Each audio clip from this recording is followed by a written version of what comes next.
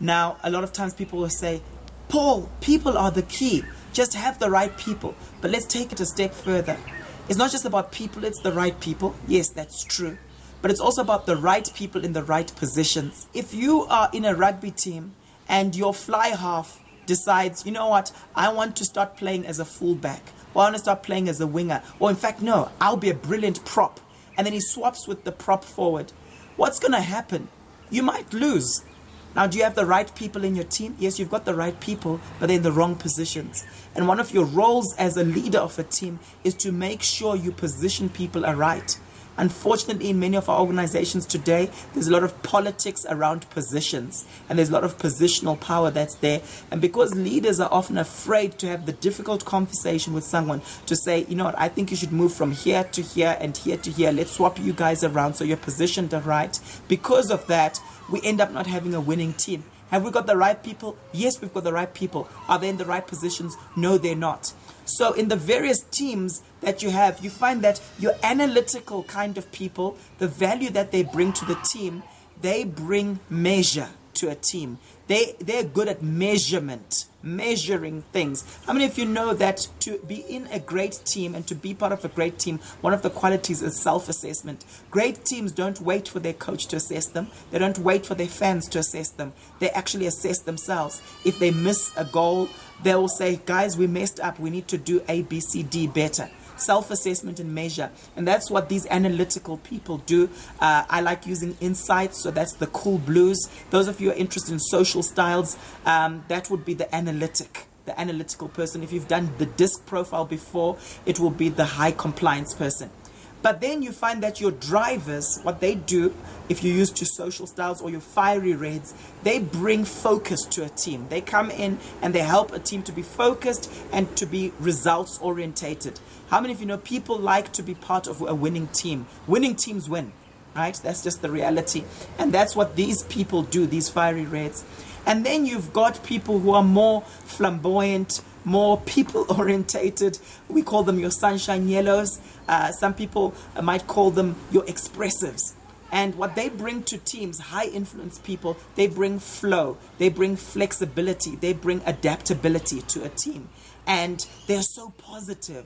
And you just feel this passion when you're around them. And if you're like that, you add value to a team. And then finally, you have the amiables or the earth greens. Okay, these are people who are high on steadiness. They're sort of your plants in the team. They're very loyal. They're your classic team players. And I like these people. They're just so faithful, so committed. They plod along and they're such great team players. And they bring cohesiveness to a team. They're the kind of people who are always watching out for everyone, looking out for everyone's needs. I really like these people. So regardless of what your personality is, ask yourself, beyond your job description, what do you bring to a team? And those of you who are drivers, don't think to yourself that, oh, I'm a driver, so I don't care about people. You know, I'm strong on focus. I'm a fiery red, so I don't care about people, so I'm not a good team player. You just care in a different way.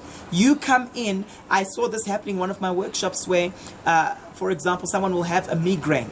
And you'll find the amiable person will come in and will say, have you got a migraine? And they'll show you so much empathy, but they might not do anything about it. And this driver comes through, this fiery red, and basically says, oh, you've got a headache, you've got that migraine. That's because of the preservatives in that food that you're eating. You need to sort yourself out. Here's an aspirin. Don't do this again. Okay? You're still showing care, but in a different way, in your unique way.